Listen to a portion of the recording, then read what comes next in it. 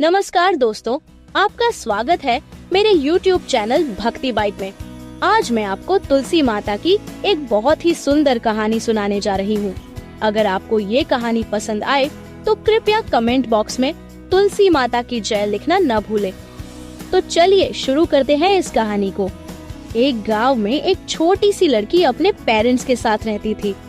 जब वह लड़की थोड़ी बड़ी हुई और उसे समझ आने लगी तो उसने तुलसी माता की पूजा करना शुरू कर दिया। उसका डेली रूटीन था कि वह तुलसी माता की पूजा करने के बाद ही खाना खाती थी। धीरे धीरे समय बीतता गया और वह लड़की विवाह करने के योग्य हो गई। तब उसके पेरेंट्स ने उसका विवाह कर दिया। शादी में उसके पेरेंट्स ने उसे एक तुलसी का गमला गिफ्ट में दिया। अब वह लड़की अपने ससुराल आ गई। ससुराल में वह रोज सुबह उठते ही तुलसी माता की पूजा करती और फिर खाना खाती थी। उसकी 2 जेठानियां थीं जो उसका मजाक उड़ाती थी और कहती थी कि ये बड़ी नियम और धर्म बनने का नाटक कर रही है। उन्हें उससे बहुत जलन होती थी, इसलिए वे दोनों तुलसी जी का गमला छुपा देती थी। लेकिन वह लड़की बड़ी मुश्किल से गमला ढूंढ कर लाती और तुलसी माता की पूजा करने के बाद ही खाना खाती थी। जब जेठानियों ने देखा कि वह लड़की गमला ढूंढ कर ले आती है तो एक दिन उन्होंने उस गमले को बहुत दूर फेंक दिया। लड़की ने गमले को बहुत ढूंढा लेकिन उसे गमला कहीं नहीं मिला। वह गमला ढूंढते ढूंढते बहुत परेशान हो गई और बहुत दुखी भी हो गई। उस दिन उसने खाना भी नहीं खाया क्योंकि उसका नियम था कि वह तुलसी पूजन करने के बाद ही भोजन करेगी। उस लड़की की सच्ची भक्ति देखकर तुलसी माता उससे बहुत प्रसन्न हो गई और उसकी रूम में तुलसी माता का गमला प्रकट हो गया। अगले दिन सुबह जब वह लड़की उठी तो उसने देखा कि उसकी खाट के चारों कोनों पर तुलसी माता का गमला आ गया है।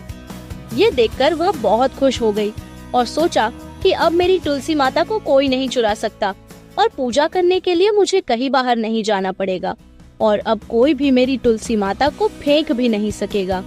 अब वह जल्दी से उठकर स्नान करती है और तुलसी माता की पूजा करती है। जब वह भोजन करने बैठती है तो उसकी जेठानियां उसे देखती है और उसका मजाक उड़ाने लगती हैं। वे कहती हैं, देखो देखो, देवरानी का धर्म नियम पूरा हो गया।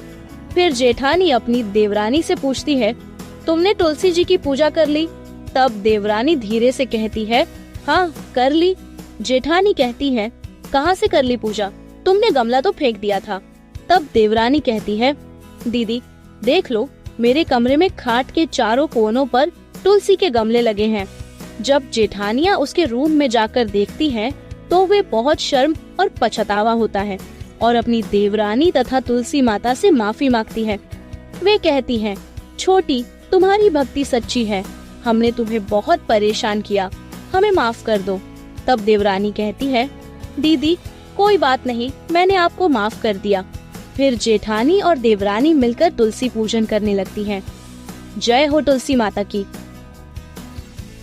तो दोस्तों, आज की कहानी आपको कैसी लगी कृपया हमें कमेंट में बताइए और अगर आपने अभी तक हमारे चैनल को सब्सक्राइब नहीं किया है तो उसे सब्सक्राइब कर लीजिए और बेल आइकन पर क्लिक जरूर करें ताकि हमारे वीडियो के नोटिफिकेशंस आपको मिलते रहे। धन्यवाद।